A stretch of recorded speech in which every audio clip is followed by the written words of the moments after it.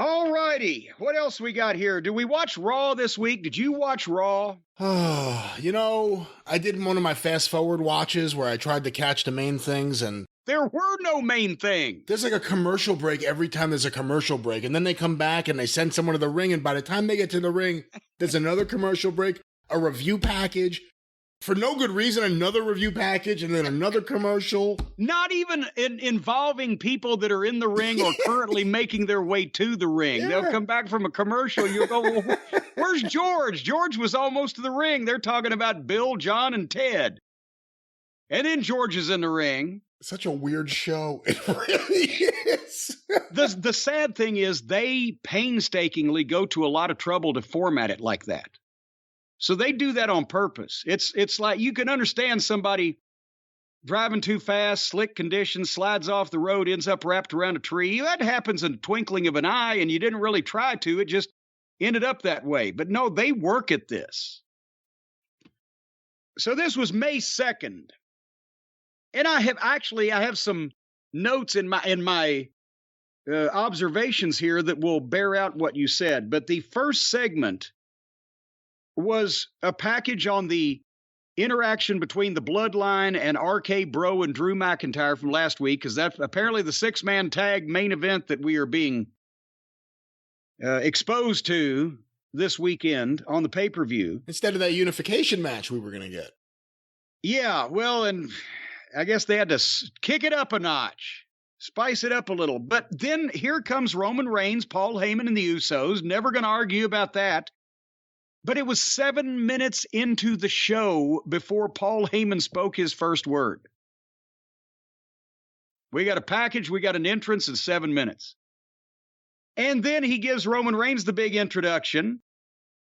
And Paul hands the microphone to Reigns, and he asks the people to acknowledge him. And as soon as he does that, RK Bro appear in the ring out of nowhere and hit stereo RKOs on each one of the Usos. And each one of the Usos just takes a bump and rolls out and completely fucking disappears. It's like they went under the ring. I try to find these people. Every time somebody disappears in the middle of something like this now, I'm trying to find them. And you can't see them in a camera shot. They must have a bunker that they roll into under the ring. And then once they disappear, then the music hits. And here comes Drew McIntyre. And Roman Reigns goes nowhere. And Randy Orton and Riddle are in the ring standing there with him doing nothing. And Drew McIntyre steps in the ring, and then both Orton and Riddle step out to the floor, and the Usos are still gone. So now Drew and Roman can have it's their scene now. They are literally laying this shit out like a play where the actor playing the butler brings the fucking brandy in and then goes off stage until his next scene. I wish they would bring brandy in. Oh, God. And then Roman and McIntyre have the big fight. And then suddenly the Usos come back when Drew's getting the upper hand. But then suddenly RK Bro comes back in. And now they all have a big pull apart with that shitty camera work where you can't even tell what the fuck's going on. And they go to the break. It took 15 minutes for that to fucking happen. And it's so distracting when I can't be the only person that is sitting there wondering where all these people that were there a second ago just fucking went to instead of watching what they want me to watch that's happening on the screen. Because there's all these odd questions that would come up to a normal person with a functioning brain. Am I the only one? No, you're right. Everyone waits at stage left for their moment to run on and do their cartwheel and return to the stage. It's ridiculous. This segment, you said it took forever. You know, the main event, I'm not even going to get into the merits of the main event or anything else. But the main event, a 6-woman tag match, they were like going to it almost with a half hour left in the show. I was like, oh my God, I can't believe they're going to give it this much time. I've got specific notes. It didn't get that much time. By the time they actually had the match, it had nowhere near that much time. Anything that happens on this program takes for fucking ever. Again, there's not any ridiculously not suitable for television talent on the program, maybe almost. And they don't do any ridiculous, risky, stupid shit that you go, what is the matter with these people? So there's more professionalism, but it's just boring. And some of it's the talent's fault, and some of it's not the talent's fault. And some of it is both, to be honest. The next match after that incident was Kevin Owens teaming with Otis and Gable against the Street Profits and Ezekiel. I think Elias and Ezekiel, I think that's the best way to put it together, Ezekiel. And that went for, it's the same thing. How did Owens, who was supposed to be a main event guy, suddenly get, shoehorned into this business with these idiots? It was the promo backstage with all these guys and Owens and especially Gable. And I realized why I don't like this show. It's like theater camp for adults. Because no adult acts like this. I don't know adults who really want to see other adults act like children. And you watch the way they're behaving, they're encouraged to get even hokier and stupider. And then they have the match. Who cares about the match? Who cares about the feud? Who cares about any of this? The only thing I'll say of note, they put tassels on Ezekiel's arms. If face paint is next, I'm all for this. I don't see where they're going to go. He's going to look more like the Renegade than the Warrior, though. So AJ Styles did a promo, and they've added a stipulation for tonight. If he beats Damian Priest, then Damian Priest is going to be barred from ringside with Edge on Sunday. But if he doesn't beat him, then nothing's going to change. And even if he beats him, nothing will change. Nothing will change. Yeah. Nothing will change. Not a lot's going to change. Everyone will be happy to know under the fairness in the workplace doctrine that the WWE is still investigating Cruella DeVille's conduct. She has been a representative of the WWE office for months on television, and for months she has been making biased rulings, picking favorites, fucking around Naomi in particular, and other baby faces, and they're still investigating. I mean, the only case I can think of where the evidence was any clearer was January 6th, and there's a lot of witnesses to fucking speak to in that one. I don't think this one should take that long. But tonight, she's got to wrestle as a wrestler, not an official. She has no official powers. That's what Adam Pearce is telling her while this investigation is going on. You know what? I had watched the evil Stephanie McMahon documentary before I watched Raw, and it hit me they're still doing it. Just a weak, not even weak, I shouldn't say weak, but the evil authority figure for no good reason. The rest of this show sucks on its own fine enough. You don't need to add a bad authority figure. And Cruella's she's got a great look, and she can talk. I haven't seen anything that makes me think that her wrestling is equal to Mildred Burke's, but this is just, nobody cares because it's just obviously fake, because this would not transpire like this. Beer Mahan claimed another victim. They actually interviewed his opponent, Bert Hansen from Greensboro, who used to work down the street at a barbecue place. And tonight his dream comes true. But unfortunately, our nightmares came true as well. We had to see Beer Mahan again. And then we get to the meat of the matter, a blackout, and here comes the House of Edge. And for whatever reason, the WWE can outfit these guys in spooky clothing and give them a dark, spooky entrance that doesn't require 30 or 40-second stretches of the lights being off because they can't figure out how to get from one place to another and be in this position they're supposed to be in, like the folks over at the House of Black over on AEW. So they got to be pissed. Malachi Black has to be pissed off. He's got the fucking other numbnuts and some reject named Buddy and his group, and they've been stinking the joint out with every single spooky thing they try to do, and nobody gives a shit, and it's Believe me, when we get to AEW, the last rites were given to the House of Black this past Wednesday night. And here comes Edge and Damian Priest, and they're doing it just fine. And Edge's promo, I know you got all over Edge last week. Did you listen to this promo? And can you honestly tell me that you didn't enjoy this? He's got delivery. He's got emotion. He didn't give the fans a place to what him. He shut that down. He antagonized people and told the story and didn't stutter and hem and haw. I like it better than the House of Black. I'll give you that. I like that they're using Damian Priest in some sort of meaningful way.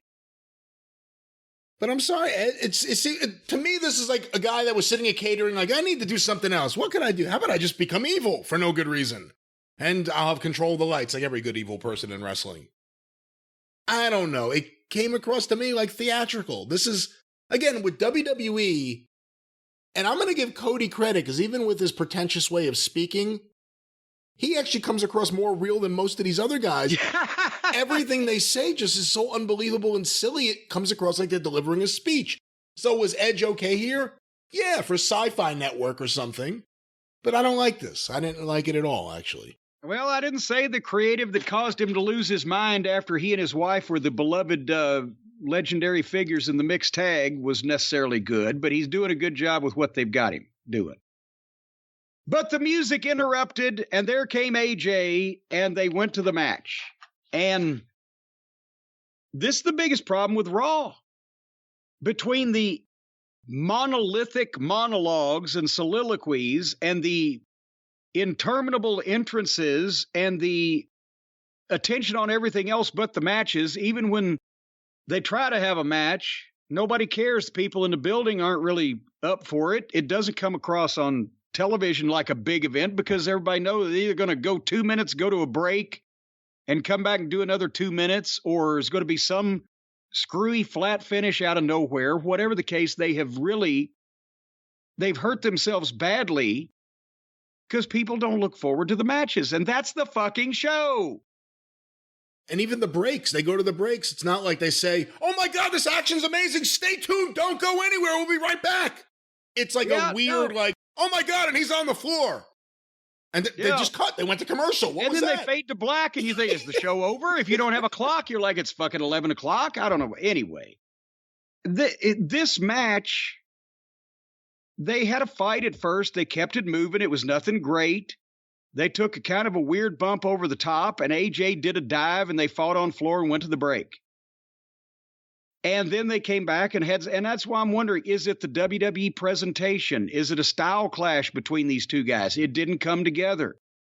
And watching AEW and WWE back to back, also the WWE ring is so muffled, so quiet, diminishes all the bumps. You don't hear guys running. That's a Kevin Dunn from his lips to mine. The ring's too loud. You fucking little rodent. Anyway. It didn't come together. It wouldn't matter how loud the ring was. They're going to still pipe in as much noise as they want. Well, but it's all the wrong noise. It got better towards the finish, but then they had a lousy finish. Edge distracted AJ, but he still rolled Priest up 1, 2, 3. And then the heels jumped in and got a little heat on him and threw 2 chairs in like they were going to go for his arm. And here comes Balor at his music, and he made the save. And they left, no contact. But that was a match. Miz TV, is that on every single fucking week? I didn't think so, but since you had us watching Raw, it seems like it's on every single week. Every week, Miz TV, and it takes him forever to even get his guest out. And in this case, it was Mustafa Ali. And I've made a note that I would rather watch Judge Judy interview Tim Horner and started fast forwarding, but then I see Austin Theory. So, okay, let's see what, and Austin basically, he offered Mustafa Ali a championship contenders match because Vince won't let him say non-title match. Have we mentioned that? That's another thing. Oh, I didn't realize that's exactly what that was. That's a non-title match is a championship contenders match. Because Vince, and I heard him say this myself 20-something years ago, he feels like it has a negative connotation. Like non-title match means non-important match or non-good match. So... He's so simple. He's just such a simple... I know, but instead of saying, hey, you get a non-title match if you can beat me without the title on the line, then I'll put the title on the line, but you got to prove yourself. No, you get a championship contenders opportunity. But that is another Vinceism. Can't say non-title match. And then they made it a handicap match. So Miz and Theory wrestled Mustafa Ali, and surprise, surprise, they beat him. So now they're trying to push this weasel, and they're beating him in some far-off galaxy that they got their logic from. This will get this guy over. Next level booking. We just can't see it. If you've got an underneath babyface that the people really organically have started liking and taking to, then you do stuff like beating him in a handicap match 2 against 1. You don't give him a fair shot, or you do this. But just a guy that you've brought back that nobody's seen in months and nobody really gives a shit about, and you just beat him the first time they see him, you just beat him. He's a loser. Next. Speaking of next, R-Truth, Dana, Reggie, Tamina, Tozawa, the 24/7 title, more bullshit backstage, everybody acting like complete idiots. Suddenly, in the middle of their arguing about their wedding or whatever the fuck, Nikki Ass runs up and wins the 24/7 title and runs out the back door with the referee. And I basically jotted down that everybody involved in this segment should have been fired twice. They should be fired for doing it, then they should be hired back, and then fired again because one firing was not enough to register the point that all of them suck. And then everybody that tried to contribute to this as a producer or writer should also be fired.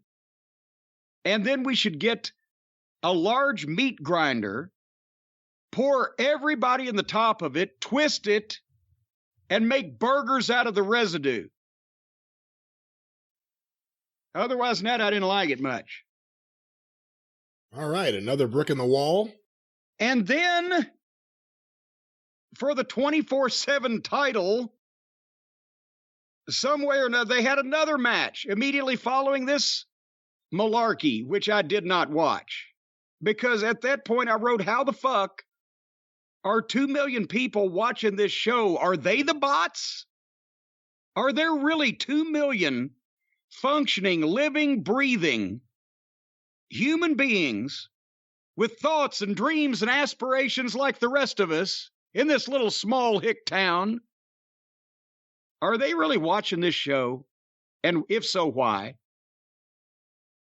I know why we're watching it. And it's tough to make it through.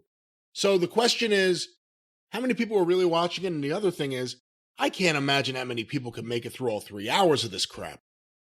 It's a long show. It feels much longer than 3 hours. We're not done yet.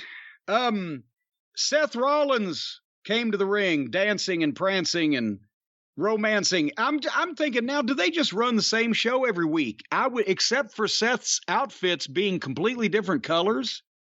I can't really tell the difference.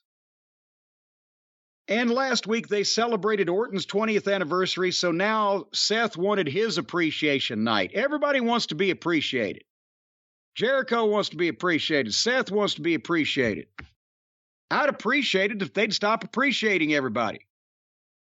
So he stood in the spotlight. He let the fans ooh at him.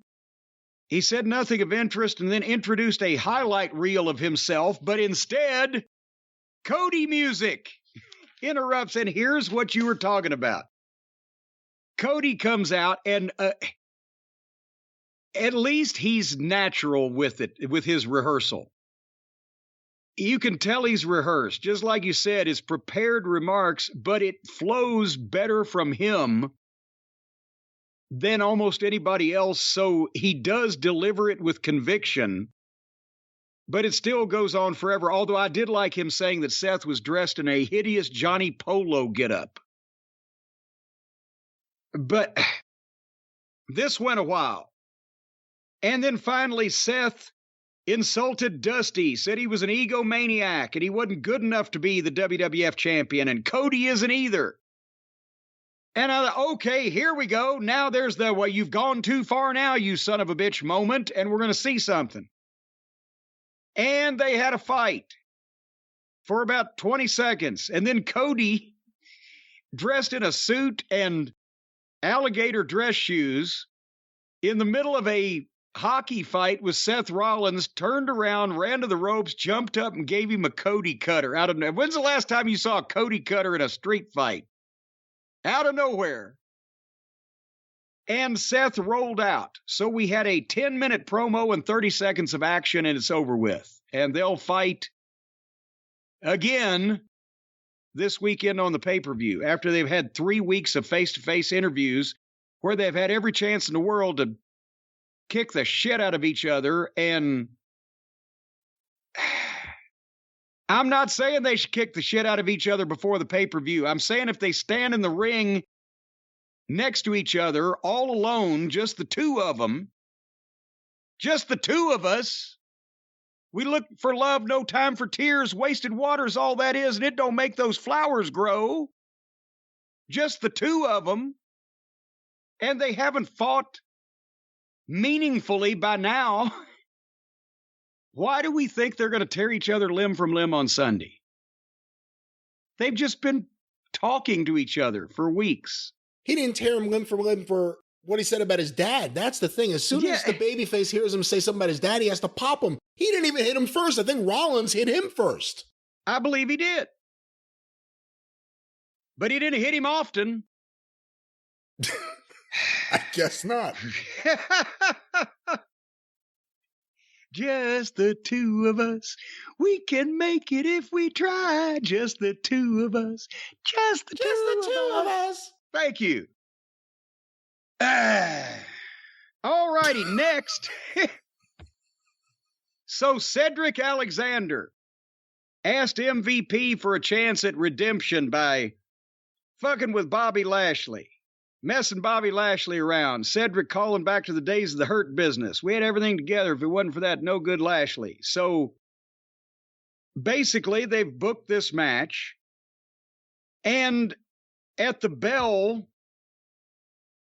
MVP and Almost start coming out, but Cedric jumps Lashley from behind when he's distracted by the music of their entrance. And MVP is talking on the microphone while they're walking down to the ring, while Cedric has jumped Lashley from behind. And the point is, everybody's listening and everybody's staring at Almost, and there was no reaction to the heat, to the attack. It was killing the response. I don't know why they put this together like this, where just as they're just about to go at it, the music interrupts, and then they've got MVP talking while there's action going on in the ring and splitting everybody's attention and blah, blah, blah. But then Lashley, for being jumped from behind, then moments later shoved Cedric off and then got knocked out on the floor. And then poor Cedric did a dive but caught his feet on the ropes and landed right at Lashley's feet. And they tried to play it off that Lashley stopped his forward momentum. Lashley put his hands up to catch the motherfucker, and the motherfucker didn't make it to him. It was like he was on a string. He just went far enough out that his feet caught and then straight down. So then Lashley makes a comeback on the floor, throws him in the ring, spears him, and hurt locks him, and it's over. But it was dreary. Nobody cares. Almost is a lost cause, I think, at this point, especially after he lost the arm wrestling and the 2-minute match. The creative is not helping. MVP and Lashley together was a fucking money-drawing bit of business. I don't know what they've done here. Do you? No, No. How long until they release Cedric? I thought they already had. We hadn't seen him in months. We hadn't seen him in a while, and then they use him like this. There's a lot of questions with no answers. But I do have answers for one of your questions. The question, and not even the question, but the statement that you started to make earlier. I have exact times on this. Because they recapped Rhea Ripley turning on Liv Morgan, and then they had a backstage interview where Liv recited a memorized, prepared statement, much as you would when you've been accused of a crime or you're entering your plea in court. And the entrances for the 6-girl tag main event started at 10:30 p.m. Eastern Time. At 10:30, the 6-girl tag entrances start. The bell rings to start the 6-girl tag at 10:44. Wow. Wow. They figured out some way to get 14 minutes out of entrances, commercial breaks, and a couple of unrelated packages. And then we had Rhea Ripley, Becky Lynch, and Cruella Deville against Liv Morgan, Bianca Belair, and Asuka. And I liked half this match. Actually, I liked 3.5 parts of this match. Rhea Ripley has the size, the attitude, the personality. She works like a man, which is the ultimate compliment that any of the girls in the business are ever given. Well, I don't know about now. They probably get mad. But in the historical wrestling business, when you told one of the girls she worked like a guy, that was the ultimate compliment. And Ripley does. It's almost impossible for most girls, partially because of the way they're put together. But she's got it. The size, the reach, the body language, the facials, the attitude, everything. Bianca Belair is much better than she should be for her level of experience because she's not been in the business that long. And now that I've seen her a couple times against some of the few other really talented women, I'm a fan of Bianca Belair. Except for she'd be happy going to her fucking dog's funeral. That's the only complaint I got. I wish she would skip and happy a little less in certain situations. Becky Lynch, like you said, is a star. She can work. She can talk. She's a heel. She's a personality. Cruella, I mentioned, has a great look. Jury is out on her work, so I like half of her. Liv and Asuka cluttered this fucking thing up for me. Just so you know. Well, I know your problems with Asuka, because you've gone into them in the past. What was the problem specifically with Liv Morgan here in this match? She's small. She's obviously she can't talk because she just does the memorized shit. She looks like one of those girls that's too purty and too small. And I don't buy her at the level I do the other girls because she doesn't convince me. And, she looks like the kind of the lingerie models that Johnny Ace was trying to hire. And Asuka, let's face it. Come on. I'm racist because I don't like outlaw mud show indie Japanese talent that can't wrestle. But yet a major publicly traded corporation is making that girl act like that on television, and that's not racist? Bullshit. Just so everybody's clear. But in this match, the people cared. The work didn't suck. There are some stars in it. And even what we saw was the best match of the show. And Rhea and Bianca were good together. I'd like to see a singles match. Pretty much otherwise than that, the Asuka especially screaming, and there was some sloppiness with Liv and Asuka and Cruella. And then at the finish, everybody did anything to anything. Everybody did everything to everybody. And then everybody disappeared and went to the bunker under the ring again, except for Deville and Liv Morgan. And they did some stuff. And then Bianca distracted Cruella and Liv beat her. And that was the end of that. And by the way, I saw the finish, the literal exact moment that the finish happened and my DVR froze. Were they about to go over time, or what happened afterwards? Did you see I'm any not of that? sure. No, I don't remember. Yeah. I actually thought Sonya Deville was the one who seemed offbeat with everyone else. I apologize for any noise. They're doing some construction here in the house. But What is that, a jackhammer? It's not a jackhammer, but what I was saying is... A genetic jackhammer? You got 4 kids. I thought it was Sonya Deville that was the problem in the match more than Liv Morgan or Asuka. Well, I didn't say she could work. I said the jury's out on that. I like the way she looks, and she can talk, but there was some clutter in there. But again, if you can't find 6 to be in the main event on Raw, where's Freddie Prinze going to find a whole roster of them? Hey, I got to tell you though, Becky Lynch, like I said before, I can't take my eyes off her. Everything she does, she's so invested in that it's like the best kind of wrestler. I want to see everything she does from the moment she starts talking, although sometimes it's a little too rehearsed, but she does better with it. It's like her and Cody are the 2 best, maybe. And then her in the ring, just from the moment she walks down there, everything she does, she's one of the very, very best. She's really, really good. Can't take my eyes off of you. You'd feel like heaven to touch. I was talking about the way she carries herself in the ring, not the fucking Frankie Valli. You're just too good to be true. What's too good to be true over on the Arcadian Vanguard Network this week? Oh, How's really? That one? Right now, when they're banging right above my fucking head? Give us some banging news on all your various programming this week. Another banging week on the Arcadian Vanguard Podcast Network. Get information about all the shows on Twitter at Superpodcast or on Facebook at facebook.com/Superpodcast. I'm debating whether I should yell and just be a preemptive strike.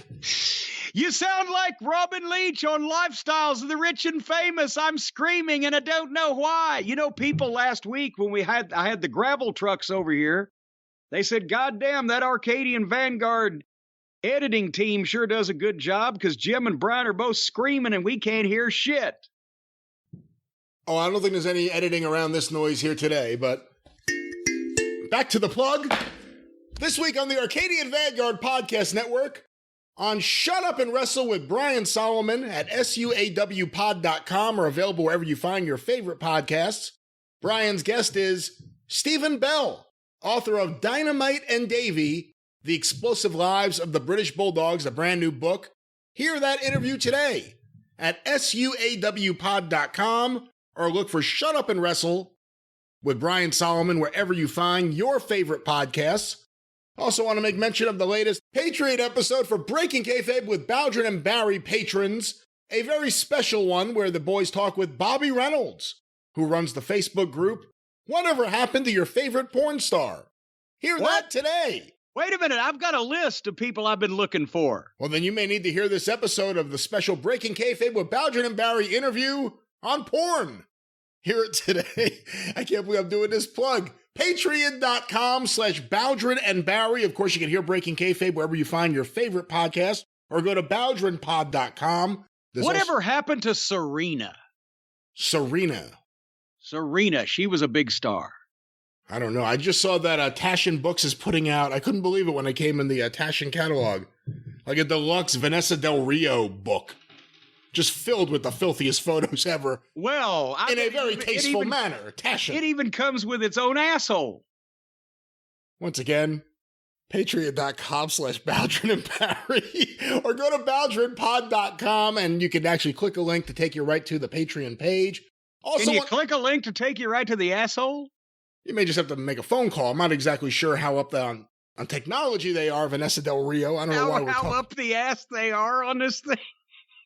Well, to move on with the plug, want to make mention, for those of you Mid-South Wrestling fans, I now have for sale original 1984 Mid-South Wrestling calendars. These are off the press. They were in a box for almost 40 years. Of course, now that Arcadian Vanguard owns the assets of Pro Wrestling Enterprises, we have this. These are original. If it is something you are interested in, go look for my Twitter page. I'm at GreatBrianLast on Twitter, or of course, tinyurl.com/superpodstore to pick up your copy today. Or if you want to go over to the Home Depot in Teterboro, he'll be selling some out of the trunk of his car at 3 o'clock on Wednesday afternoon. Oh, will you stop? And I don't fuck around with Teterboro anymore. And of course, that's right. You stay in Secaucus. The 605 Super Podcast, Fuck Secaucus, the mothership. Boy, what do the people doing construction think now? Go through the archive today at 605pod.com, available wherever you find your favorite podcast. I hope they're not listeners. The mothership. I hope they're not listening. I hope they're doing the work they're supposed to be doing. Can you hear this noise? Tell me, can you hear this? Well, I thought that was you just wiggling around and farting and shit. No, that's not me wiggling around. It's the construction people. Oh, for heaven's sake. Well, it sounds like you've got somebody trapped in your wall, inside the wall. Is that what are you finally letting that guy out that tried to crawl in through the crawl space and got stuck behind your wall? Jesus Christ. Jeez, what the fuck are they doing? He don't want to come out. All right. Well, don't worry, folks. Jay Sharknado will take care of all of that. You'll never hear a thing.